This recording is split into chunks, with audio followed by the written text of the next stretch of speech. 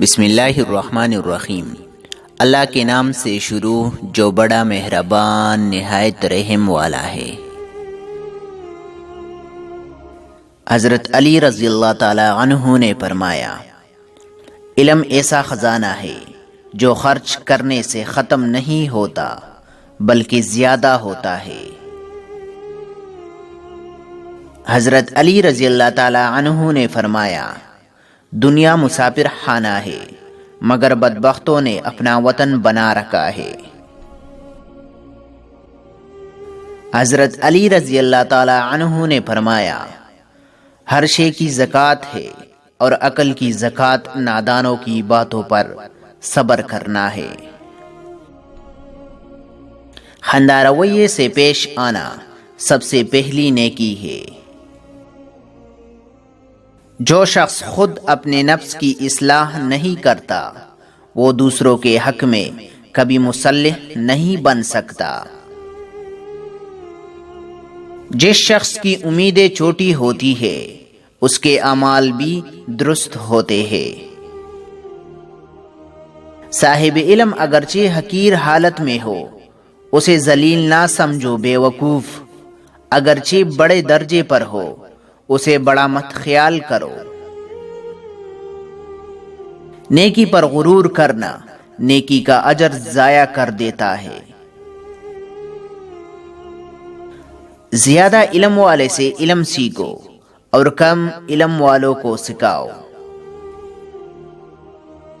بوڑھوں کا مشورہ جوان کی قوت بازو سے زیادہ وسیع ہوتا ہے۔ مصیبتوں کا مقابلہ صبر سے اور نعمتوں کی حفاظت شکر سے کرو۔ نیک آدمی کے لیے موت راحت ہے اور بد آدمی کی موت دنیا کے لیے راحت ہے۔ جب کسی احسان کا بدلہ ادا کرنے سے تیرے ہاتھ قاصر ہو تو زبان سے اس کا شکریہ ادا کر۔ گناہوں پر نادم ہونا گناہوں کو اور نیکیوں پر غرور ہونا نیکیوں کو برباد کر دیتا ہے۔ جو شخص مال دینے میں سب سے زیادہ بخیل ہو وہ اپنی عزت دینے میں سب سے زیادہ سخی ہوتا ہے۔ فسق و فجور کے مقامات سے دور رہو کہ یہ خدا تعالیٰ کے عذاب کے مقام اور اس کے عذاب کے محل ہے۔ علم کے بیان کرنے والے تو بہت ہیں لیکن اس پر عمل اور اس کے حفاظت کرنے والے بہت تھوڑے ہیں۔ دشمن کے حسن سلوک پر بھروسہ مت کرو کیونکہ فانی کو آگ سے کتنا ہی گرم کیا جائے پھر بھی اس کے بجانے کے لیے کافی ہے۔ جو شخص مجھے ایک لفظ سکھاتا ہے وہ میرا آقا استاذ ہے اور میں اس کا احترام ہوں۔ علم مومن کا گمشدہ مال ہے جہاں سے اس کو علم حاصل کر لے۔ سب سے زیادہ سخت گناہ وہ ہے جو کرنے والے کی نظر میں چھوٹا ہو۔ جس شخص کی زبان اس پر حکمران ہو تو وہی اس کی ہلاکت اور موت کا فیصلہ کرتی ہے۔ جو شخص چھوٹی مصیبتوں کو بڑا سمجھتا ہے خدا تعالیٰ اسے بڑے مصیبتوں میں مبتلا کرتا ہے۔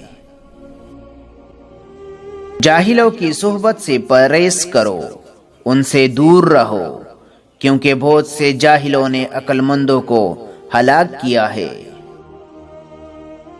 یتیم وہ نہیں جو والدین سے محروم ہو گیا ہو، یتیم وہ ہے جو اخلاق سے محروم ہو۔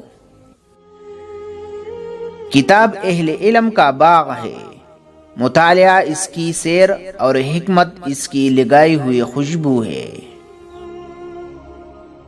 تم بڑوں کی عزت کرو چھوٹے تمہاری عزت کریں گے۔ نرم کلامی اور ہر عام و خاص کو السلام علیکم کہنا عبادت میں داخل ہے۔ تو دوستو اگر آپ کو یہ اقوال پسند آیا تو ایسی مزید اقوالوں کے لیے ہمارا چینل کو سبسکرائب کیجیے۔ شکریہ، جزاک اللہ۔